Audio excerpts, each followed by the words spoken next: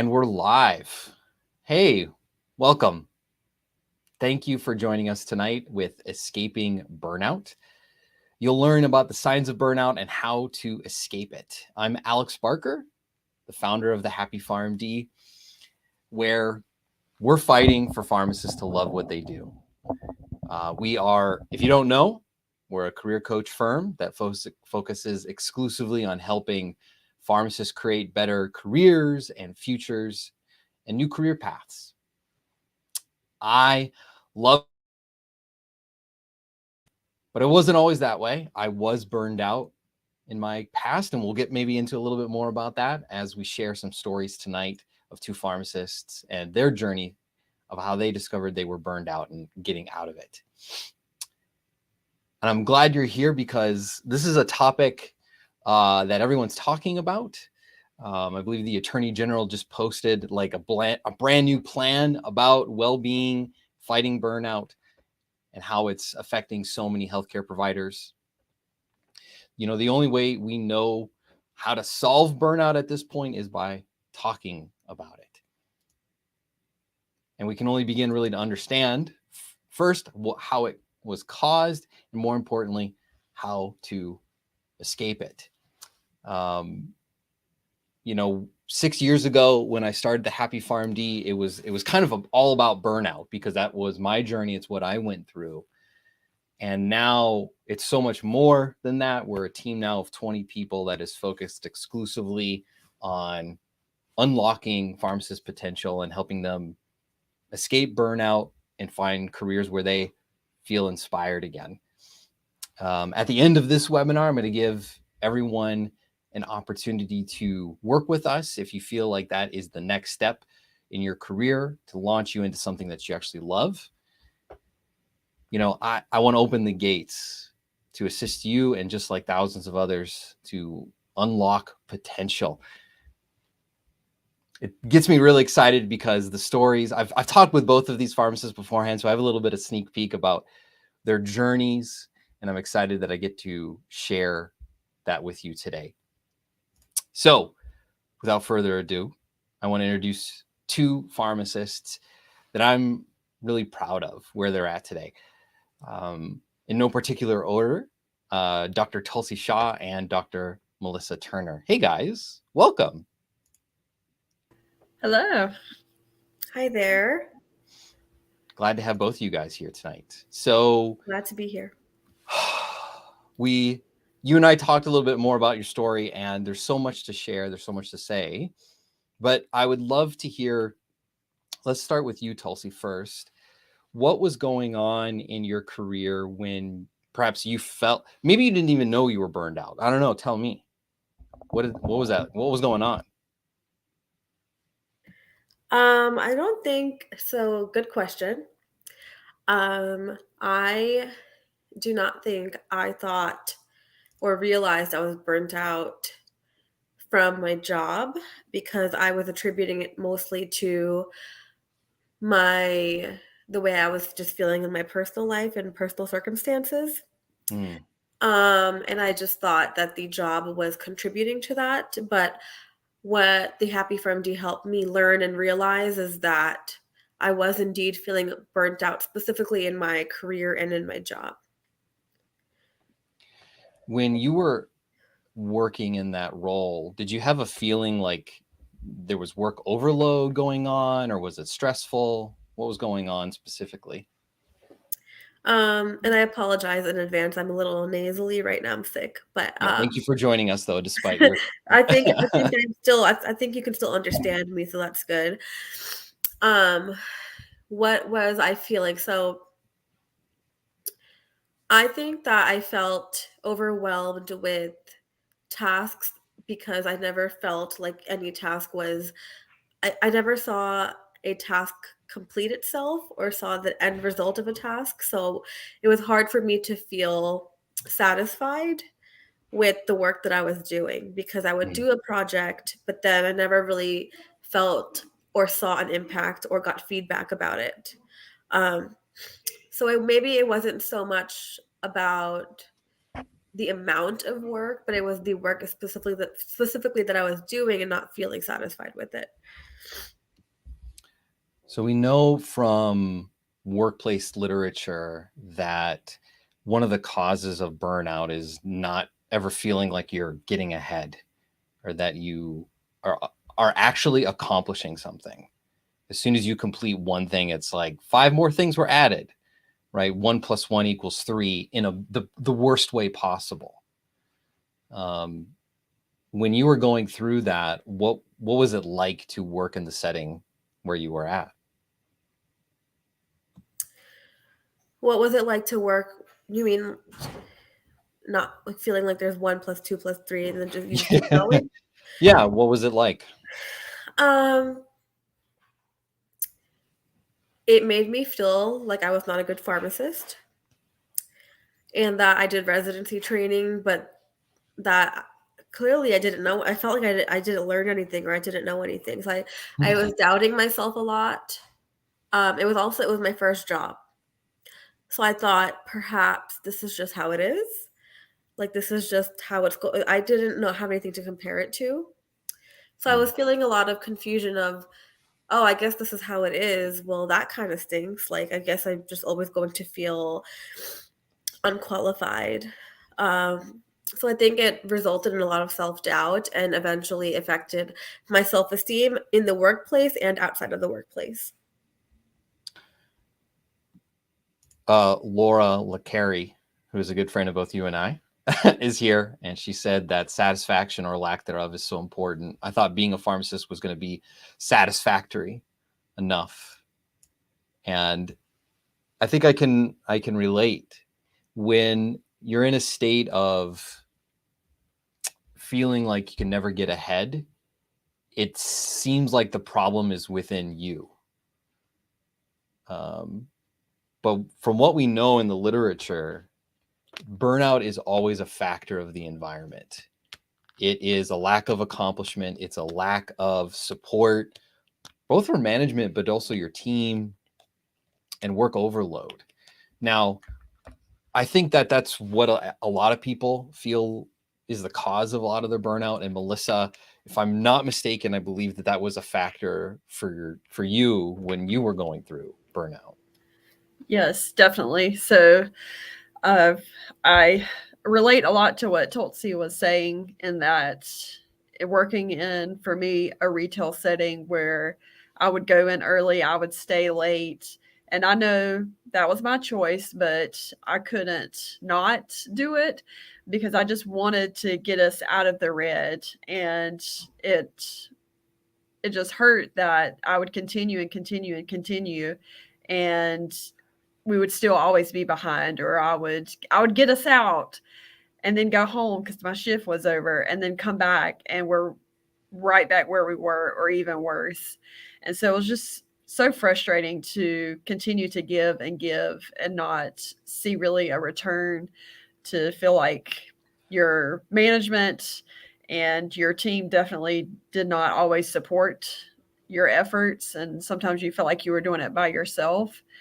And so that's really difficult to, depend on other people, but then them not be able to do what you think that they should be able to do. And so the job I had after graduation in retail, that was my first, I guess, real job.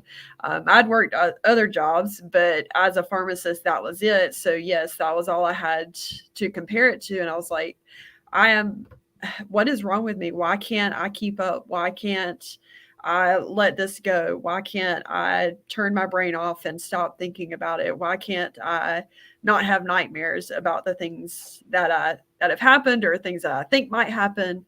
And so it was just a difficult situation that I had to get out of. I still have nightmares about patient calls, that and exams. And I think it's a sign of trauma. It's a sign that something so emotionally painful happens in the workplace. For both of you, were you aware in these moments that you were burned out, or was it more of a case of like something's wrong with me. Maybe I just need to work harder, work better. Like, what was going through your head as far as like your self-reflection of what was going on? Yeah, I definitely didn't know that it was burnout. I don't know that I'd ever heard of that term until I listened to a podcast that the Happy Farm D did on burnout. And I'm sitting there listening to it and I'm just crying. I'm like, oh my gosh, that's me. That's how I feel. There are other pharmacists who feel this way too. Okay, it's not just me. And that was the eye-opening moment of, okay, it's my environment and it's not me. There's not a character flaw in me. It's the system that I'm in, and I have to be the one to make that change and to get out of that burnout, because it's not going to get any better. How about you, Tulsi? So for me, I agree. So I also thought it was a reflection of just, this is very funny to me. I actually thought that I was struggling with memory for a little bit because I thought I had forgotten like residency training or like pharmacy school. And I would test myself on mechanism of actions that I had learned in school to see if, you know, if something was going on. Like, I truly didn't think it was burnout. I thought it was an issue with me. And then something I wanted to add as well is, in addition to this, that there was a lot of pressure. I felt that there was a lot of pressure to prove the need for like the pharmacist position at my job that I was in. I was in the hospital setting. So because of that, I think my leadership was under a lot of pressure. So then they put that pressure on us. So it always felt like there was like we needed to prove our existence, not that our existence was appreciated. Um, so Yeah. it's like, you did this one project. Oh, okay. Well, that one there was no cost saving, so maybe let's do this one. So I was like, it was just very overwhelming in that way. And this is something you and I have talked about quite a bit, Tulsi, in our conversations, is that because by default we're pharmacists and we're highly intelligent people, you can't be an unintelligent pharmacist. Yeah, we may make dumb decisions here and there with like who we date or whoever, but you have to be insanely smart to pass the NAPLEX and to practice as a pharmacist. Because that is a prerequisite to do this job, we are prone to doubt what we don't know. And because we're new, because we're unexperienced, or it's a new environment, it's very easy to judge yourself inappropriately and say things like, I'm trying, I'm working hard, it feels like I'm proving myself to the best of my ability, and yet I can't get ahead. The things I'm working on seem to fail. And in many cases, people don't give appropriate feedback. And it kind of breeds this great environment for imposter syndrome, which in turn, according to some research that I was able to do with Dr. Jackie Boyle and Dr. Daniel McComb at two universities, burnout and imposter syndrome kind of create this weird torrent of emotional stress that leads to this downward spiral of negative well-being. And I think it's really interesting that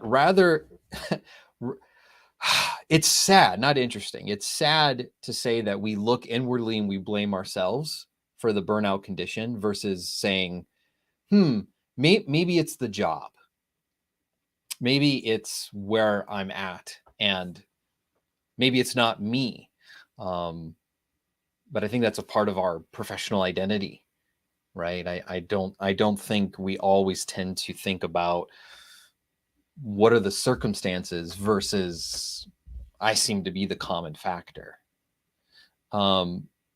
Melissa, when you were going through that, were you in a state of like thinking that the environment was what was causing it, or was it more like, what am I going to do to survive? Yeah. There towards the end, it was definitely just how do I get through this day? How do I get through this shift? Um, and then just all the demands that continued and just got to the point where I was like, I don't care. Like, you have all these calls that you have to make, and you have to reach these targets and these vaccine targets, and I'm just like, whatever. I mean, I just want to get these prescriptions checked and make sure they're right and get them out of here. If we get to the other stuff, we get to it. If we don't, we don't. We just can't do everything. So it was definitely a lot of different things, but I knew the environment was just too much.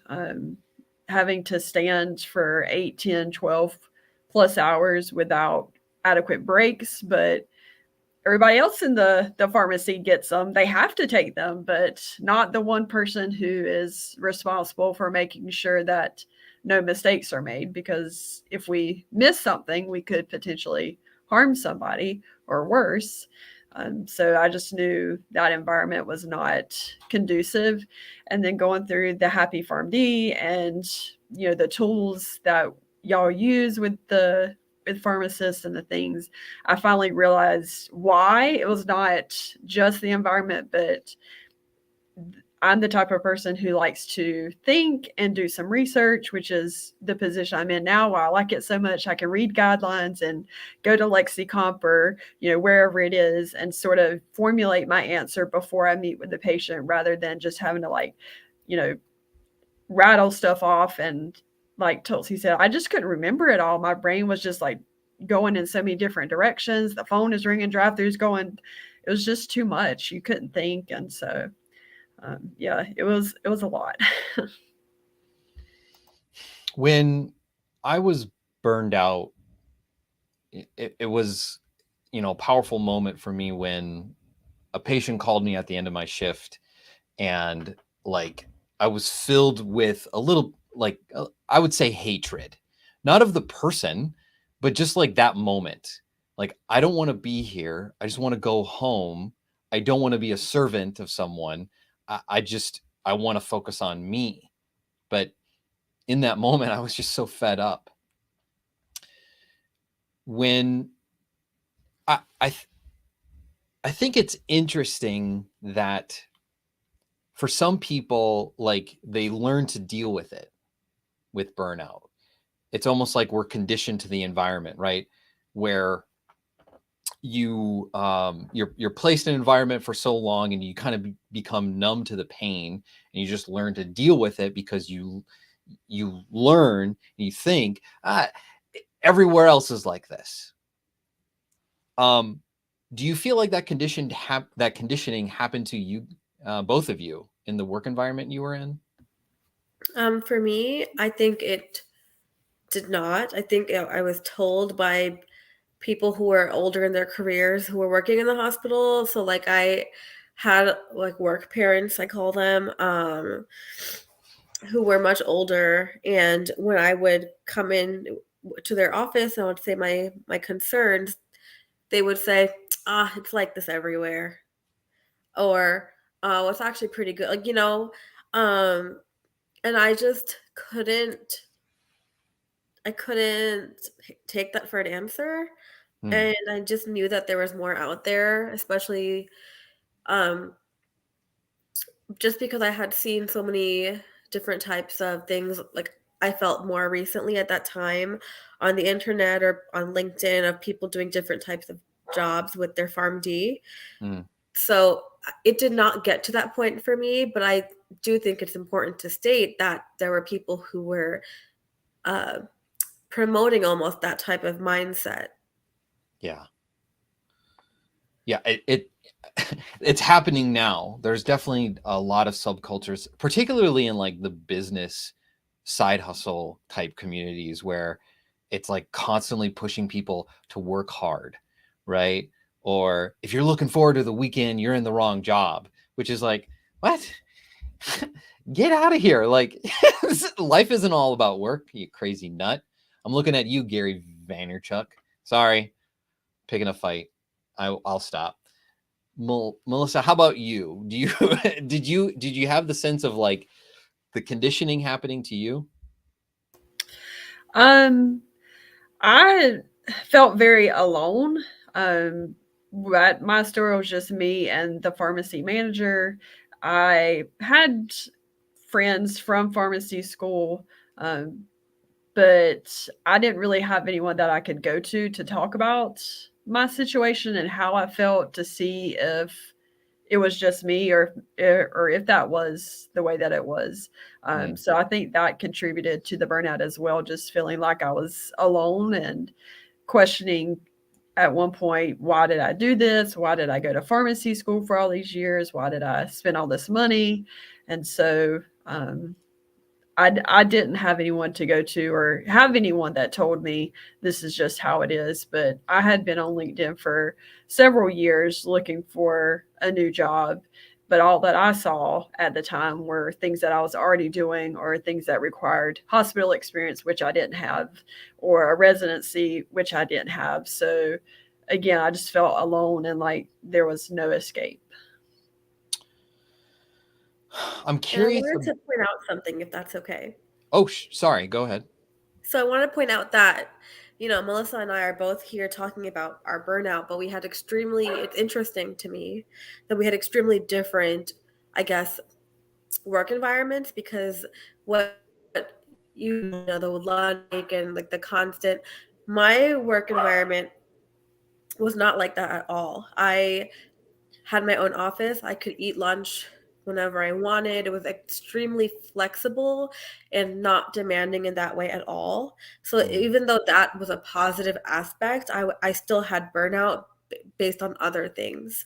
So burnout, I think it doesn't mean that you can still have it even if you have like the situation or like the perks that I had, quote unquote, which I find very interesting. Yeah. Yeah. It certainly isn't lost on me that I was burned out working in a job where it was literally 8 to 5, Monday through Friday, never a weekend, never on call, which sounds like a dream for a lot of people, sadly. But I was miserable.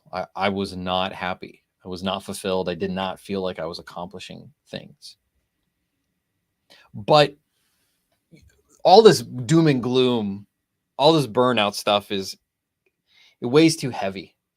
And I've spoken on burnout to now thousands of people through CEs, associations, and online. And the solutions that exist out there, they're not also seem to be working very well. A lot of research, a lot of grant money is being poured into this.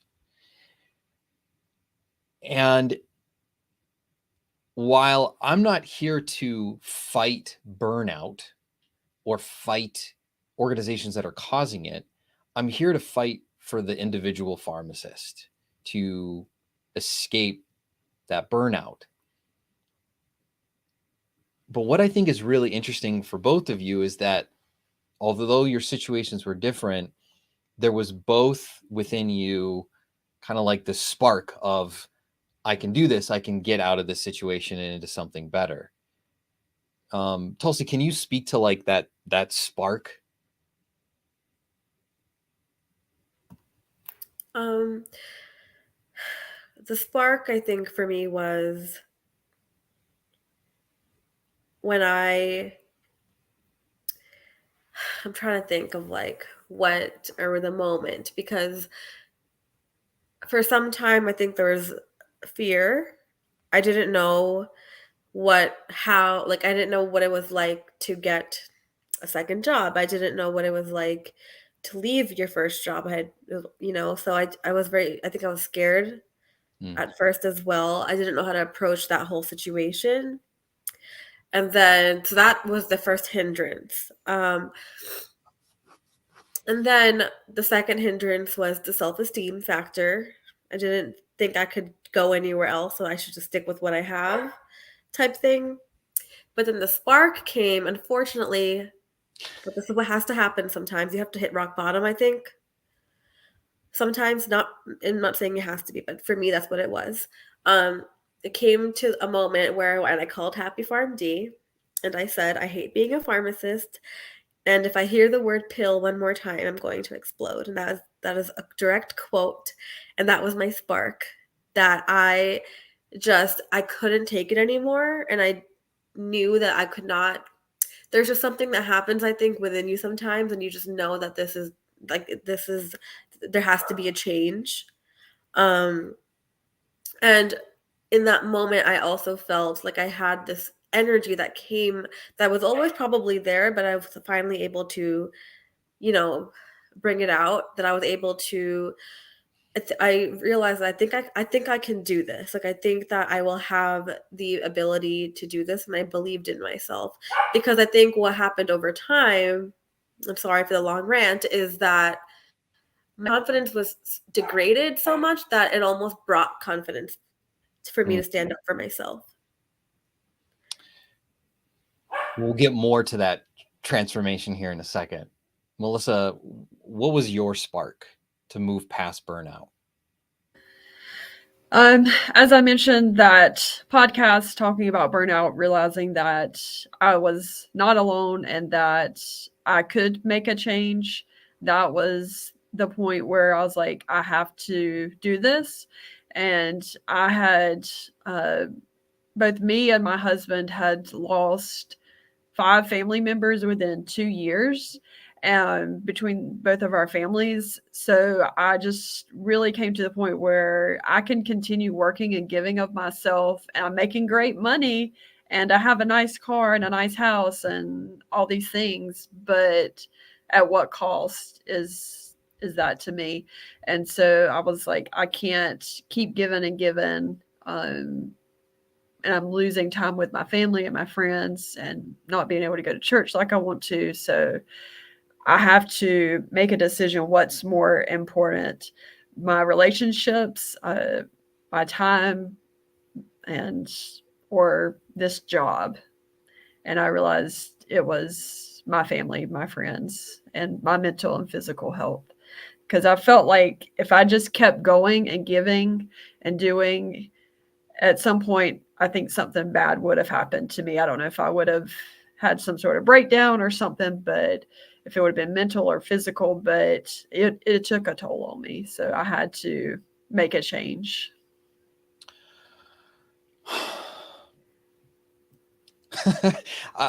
I want to say I wish I would have talked to both of you, 3 years before all of that. Right? I mean, I'm hoping that this webinar is like the call for people to do something with their careers, because both of you didn't stay in those states. And that's the exciting stuff. And we want to learn how did you escape burnout? And I want to tease that you guys actually, both of you have remote jobs, do you not? Yes, I work from home. Yeah. Yes. And obviously life isn't perfect. There are still challenges with what you do, but you're in a position now where you are fulfilled, you are getting what you want out of your work, and you're able to focus on the other areas of your life, which is what escaping burnout is all about. But it doesn't have, you don't have to be at rock bottom to get the spark either. I'm curious if both of you were to go back in time where work was maybe causing a little bit of some of those environmental causes, right? The lack of accomplishment, the work overload, lack of support, those sorts of things. What would you have told yourself then? Well, knowing what I know now, I and what the Happy Farm Did helped me achieve is confidence in my skills in my career and in my personal life. So knowing what I know now, if I went back, if that's what you're asking, Yeah. um, I would say this is not worth your life out, like this is not worth affecting your whole world, your whole life. And you studied so hard for a degree that by definition means that you have many opportunities.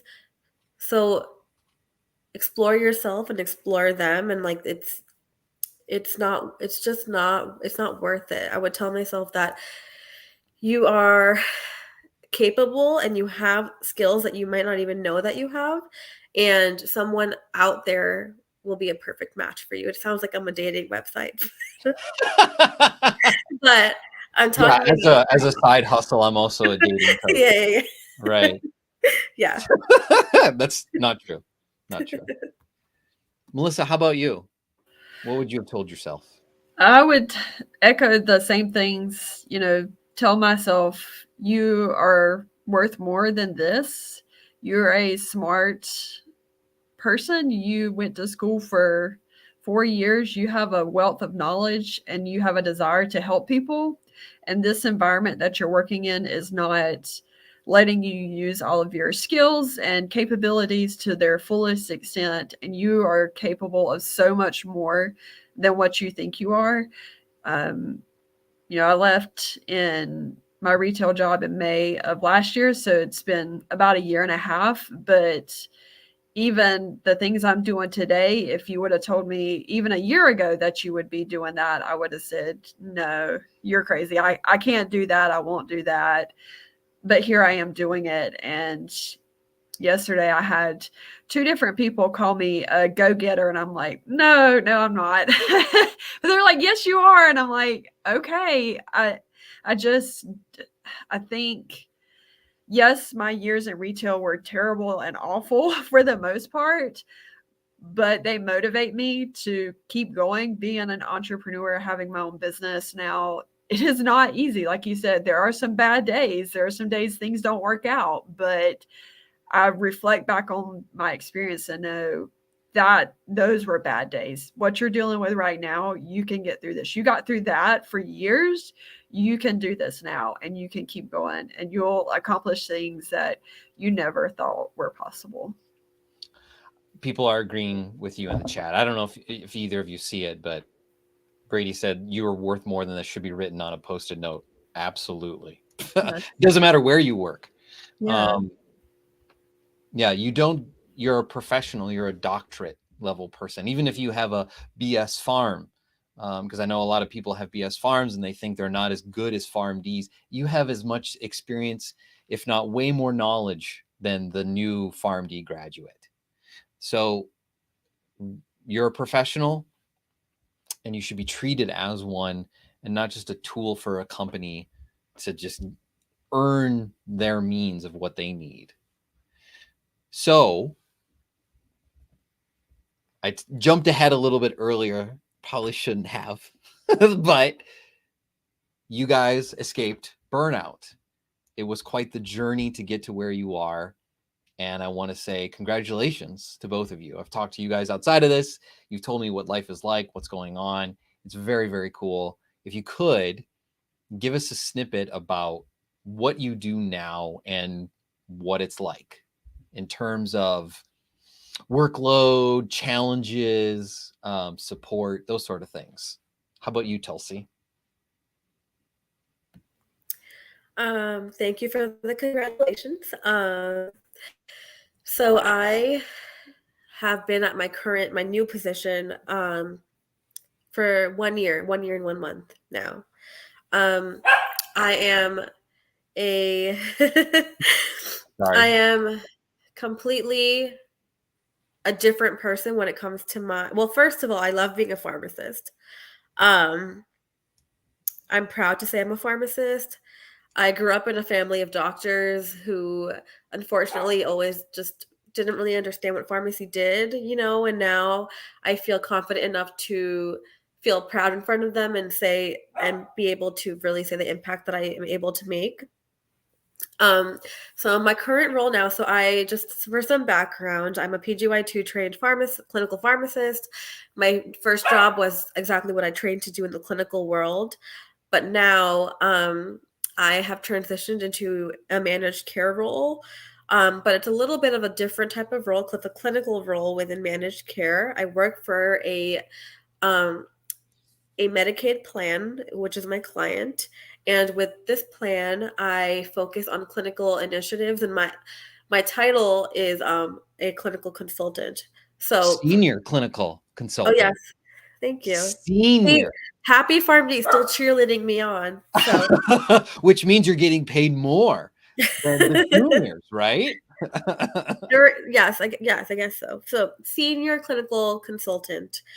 So at first I had no idea what that meant, but now I understand when you're in. So essentially I'm a consultant offering my clinical knowledge, which is kind of what I didn't know was my dream come true, but it is my dream come true, where everything that I loved about school and everything that I loved about my old job. So my favorite part about my old job was working on a team of physicians and doctors, and providers.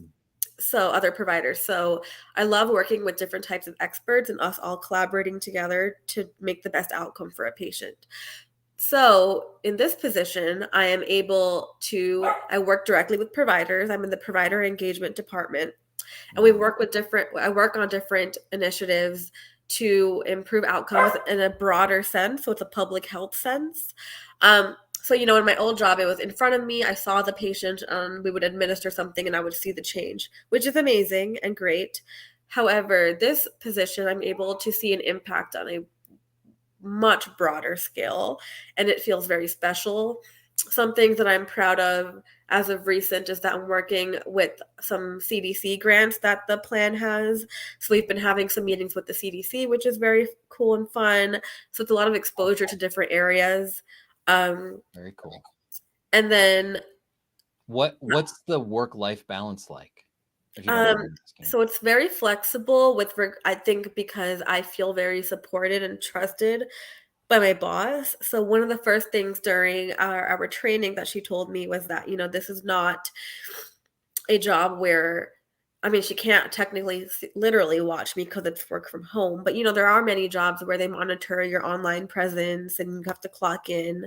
So my position is not like that. As long as you, do the work that you need to do, you are essentially like they trust you to be the qualified candidate that you are, which helps you trust yourself. I have really supportive and great leadership, which I know I said some really great things about what I do every day, but I think the biggest change for me has been feeling supported by my leadership, which has helped me work on and decrease my imposter syndrome. That could be a whole other session in and of itself, but it's so wonderful to apply and even interview at jobs where you feel supported, where you're interviewing them as much as they're interviewing you, right? And there's techniques and strategies on how to do that. Hey, we're specialists at it. Sorry. Melissa, how about you? So you mentioned earlier you're an entrepreneur, which is something I am. you told me a little bit about. You said, if I recall correctly, like I never imagined doing something like this. Yeah. Well, I felt that the best way that I could use my skills and to have the lifestyle that I wanted was to be my own boss. So I started my own business. It's called Tar Heel PGX Consulting. So I provide pharmacogenomic and nutrigenomic service to help my patients have a personalized medication and nutrition management plan based on their genetics. And so I started that company officially launched September 20th of last year. So just a little over a year. And so I've helped patients learn how their genetics, how their DNA affects the medications they take, but also their nutrition, their wellness, their health. And so I've had patients that just do one service or the other. And I've had some people who do both services. They want to learn as much information about themselves as they can. And then I'm also passionate, and Tulsi kind of we talked about this a little bit, is that we didn't know what the options were as pharmacists. I know for myself and many others, when we were in pharmacy school, your options were hospital, retail, whether that was community or independent, or residency. And so being an entrepreneur, creating jobs that don't exist, nobody talked about. I didn't know that was a thing. And so that's something that I'm passionate about, and I'm trying to help pharmacists see what their options are and know that there are other opportunities and ways to help our patients. And so how can we all work together? How can we do that? And so now I'm able to set my own schedule. I don't have to work weekends if I don't want to. I don't work on holidays. I don't work till 8, 9, or 10 o'clock if I don't want to. Sometimes I do. Alex knows sometimes I get into a project and I keep going and I lose track of time. Yeah. But I get to eat 3 meals a day and go to the bathroom when I need to. And I get to go to church and I get to celebrate birthdays with family and friends, and I don't miss out on the things that matter to me. And so being an entrepreneur is not easy, but there are rewards. And now helping my patients, they have that peace of mind, and you see for me that I'm helping them and that I've made a difference, and they actually appreciate what I'm doing and how I'm helping because they're paying for my service and for my time. So they want to work with me. So, yeah. This is so important for you, listener, to know that even if you feel burned out, you follow a kind of a 5 trifecta that we talk about in our program. It's based on your personalities, your passion, your strengths, your skills, and your vision. And when you understand these things and what you're great at, yes, you can be bogged down by the job that's leading to your burnout. When you have a clear understanding of those things, opportunities kind of spring up. And Melissa just shared, even though she was in a really bad state because of her job, she somehow created the energy to escape burnout and create a business. I mean, Melissa, you're insane. Welcome to the club. I might be. It's okay. It's fine. God made me this way, so it's okay. Actually, we're all made that way. We all have those things. I won't pull it out, but I've got this giant book that's thicker than a Bible, and it's full of career development research, and it all points to central themes that we talk about in our career development program, that when you understand these key concepts and how to apply it into pharmacy, you can identify the things that you can get excited about, that you do have energy for, and use that energy, that momentum to get you out of that environment. So Tulsi, I know your story a little bit, but Melissa, I don't know for you. When you worked with your coach, were you kind of like, I don't know what in the world I want to do, just not my job? Or did you have a clear picture? Like, I think I want to be an entrepreneur, or how did that look for you? Oh, so Jackie was my coach, and I definitely went in saying, I don't know what I want to do, but I know it's not this, and I need help. That was really one of the main reasons why I joined the Happy PharmD, is because I had no idea what I should do, could do, was capable of doing. I just needed someone to help me get out of where I was. And so that process, I did the group coaching. I think that started in March of last year. And so we went for, I think, about 2 months, meeting every other week. And so she was sending me stuff, based on our conversations. I was trying to be more active on LinkedIn, just really absorbing and participating in anything that was other than what I was doing, because I didn't know what was out there. And so I ended up listening Jamie Wilkie. Jackie was also her coach. She introduced me to her. She was like, I think she'll be a great person for you to talk to. And at the time, Jamie was creating an academy to teach pharmacists how to do what she was doing in PGX. And so when I heard her speak on a webinar on LinkedIn, I was like, wow, that's really cool. I think that's what I want to do. I want to try this. And so being my own boss, I think that will give me the freedom that I'm looking for. And so, yeah, I had no idea what I was going to end up doing, but by the time I got through it all, that's where I ended up. And Tulsi, how about you?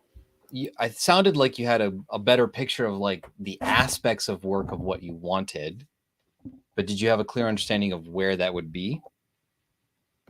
Correct. So I knew what I did not want to do. Um, so I did not want to work in a I did not want to publish like papers.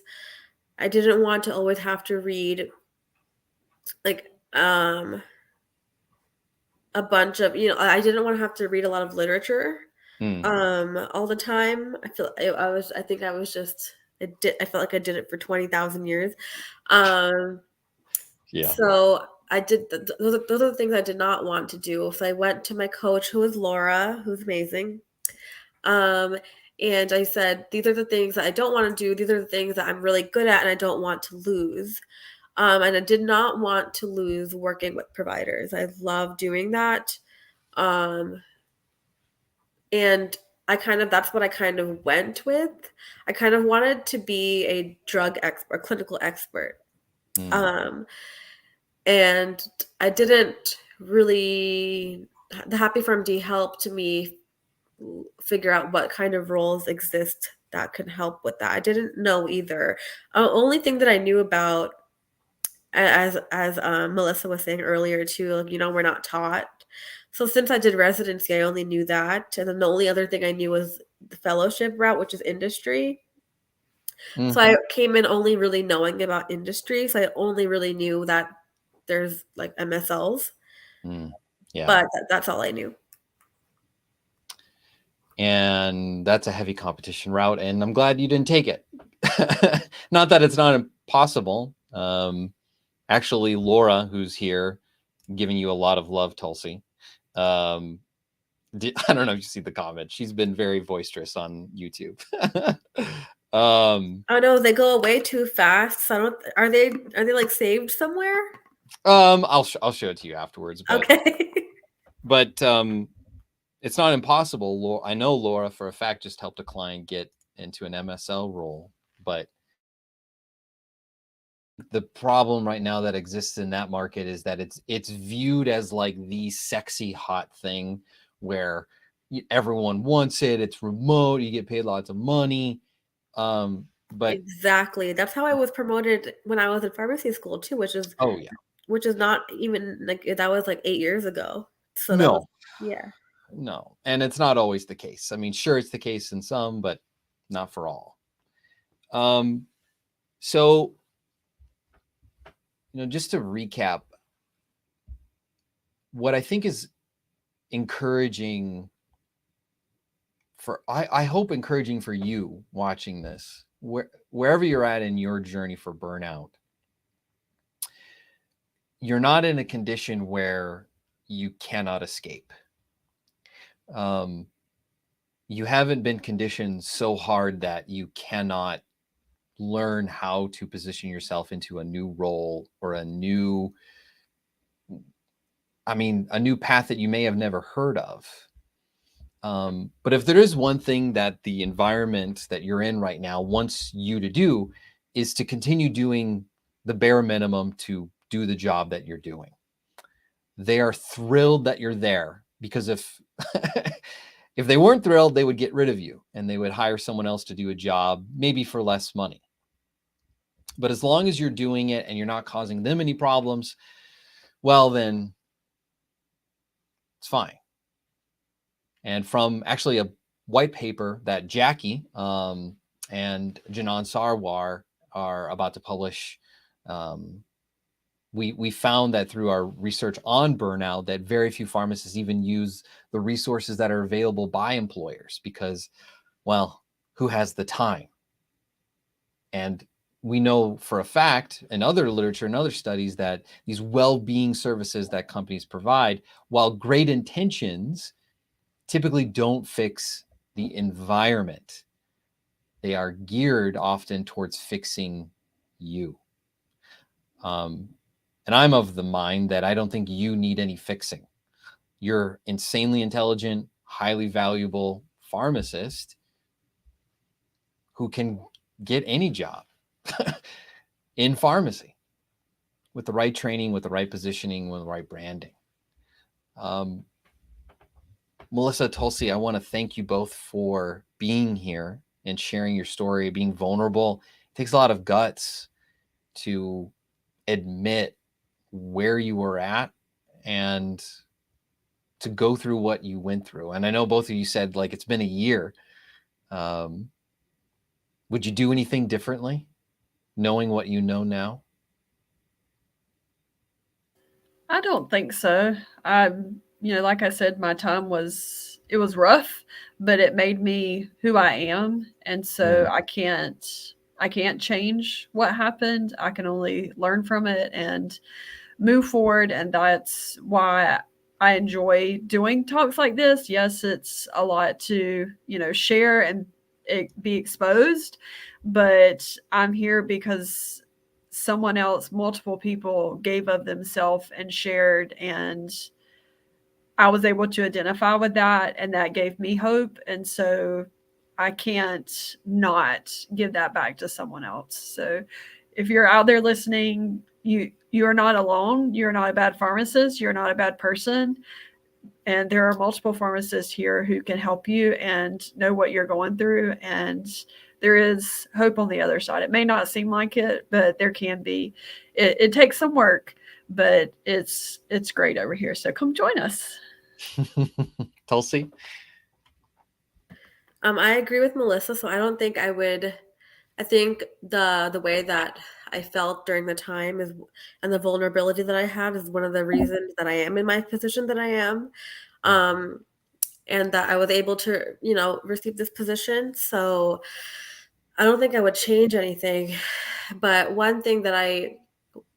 many things, but one major thing that I wish I knew that Laura and the Happy PharmD was able to teach me is that no skill that you have gained or learned or used is invaluable. So every single thing that you've done, even if you were an intern when you were in pharmacy school and you were labeling those huge packs of medications in the hospital, that helped you learn drug names, that helped you learn what NDCs look like. Like every single thing that you have done in your career can be used for your next career. So never ever think that something was a waste of time, because it was not. And that's, I really have to thank Laura for that, because she would point out things that I've done and be like, that's amazing. And I'd be like, really? I thought that didn't mean anything. So I agree with Melissa. If you're out there listening to this,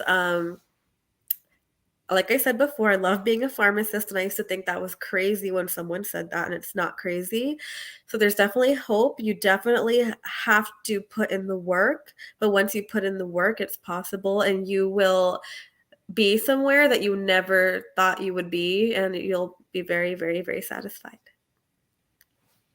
Awesome. I love your stories. I love where you're at now. I love my job. How cool is this? It's very surreal, because I was there too. And now I'm here with you, hanging out on a Tuesday night, sharing your story, telling other people that you don't have to live with burnout.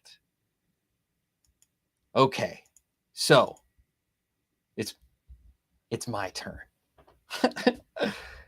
I promised you at the beginning of the webinar, I want to give you the opportunity to connect with us so you can find a job where you love pharmacy again, you love the work that you do. This is so important, as Melissa and Tulsi said earlier, because you're important. This is important. This is your career. You don't have to hate yourself, your life, your job to be a happy pharmacist. So, first step is to book a call with our career advisor. I'm going to click some things. I'm going to make a link show up. Look at that.